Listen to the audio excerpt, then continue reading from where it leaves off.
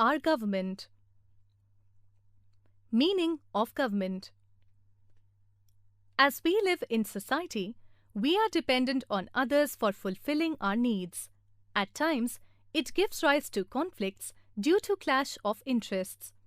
If there is no agency for the settlement of disputes, the powerful one would be able to dominate over the less powerful. This is the reason why society has laid down certain rules. The agency which enacts and enforces these rules upon society is the government. Every community, be it a neighborhood, a village, a city, or a country, requires a set of people to make sure that day-to-day life goes on smoothly. The constitution of the country lays down the rules by which a country is to be governed. The group of people managing the affairs of a country is called a government. It takes various decisions and performs various functions. Next. Functions of government. Functions of the government can be classified in two categories. They are coercive, those functions which require the use of force, example, maintaining law and order, checking crimes, internal and external security, etc. Developmental, those functions or activities which are concerned with the welfare of the citizen. For example, construction of roads and bridges, schools, hospitals, etc. They include both economic and social activities. The government has three main organs. They are A. Legislature, B. Executive, C. Judiciary. The main function of the government is to maintain law and order. For that, laws have to be passed.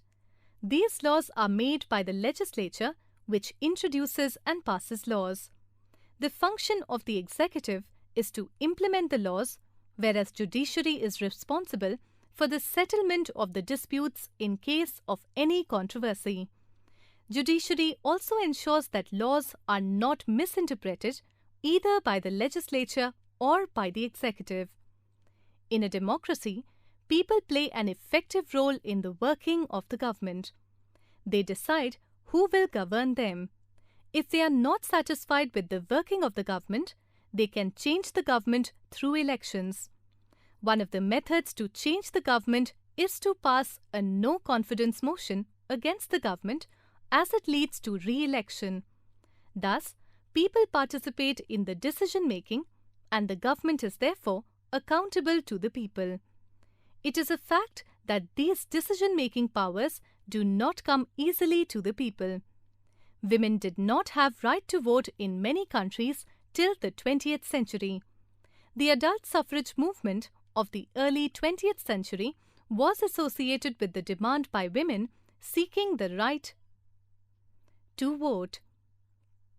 Similarly, the blacks in South Africa were not given any representation in the parliament.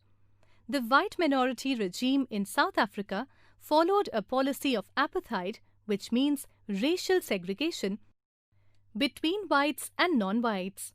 The struggle against apartheid received support from all over the world.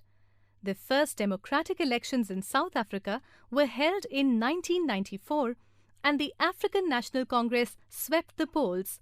Nelson Mandela became the first non-racist president of South Africa. Today, all modern democratic states have adopted universal adult franchise, that is, the right of citizens above the age of 18 to vote. Nelson Mandela.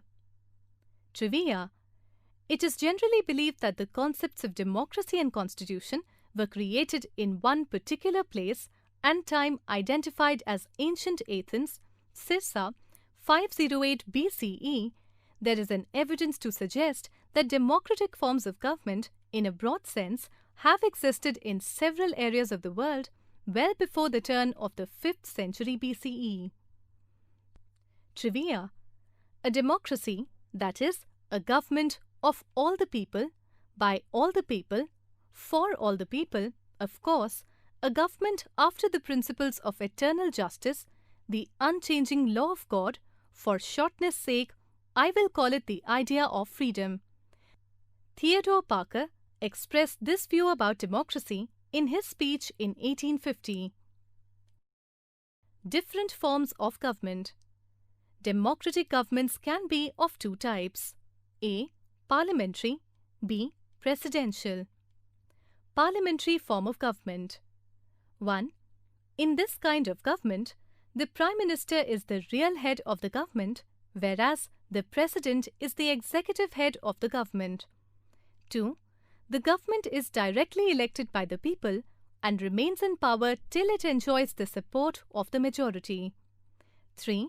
The Prime Minister is the leader of the majority party in the Parliament and appoints to form the Council of Ministers. Thus, there is a close coordination between legislature and executive. Presidential form of government. 1. In such a government, President is the real head. 2. He or she is elected by the people directly. 3. He or she is not responsible to the legislature as he or she is elected directly by the people. 4. He or she may not be the member of the party that wins a majority in the Parliament. Unitary and federal system of government.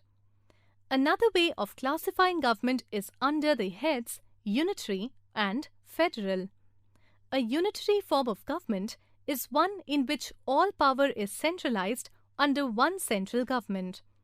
The state government merely acts as the agency of the central government. In a federal form of government, power is divided between the centre and states. The division of power lie with the Constitution. Usually, the centre and state governments enjoy equal powers. But in India, the Constitution has given the central government more powers than the state government.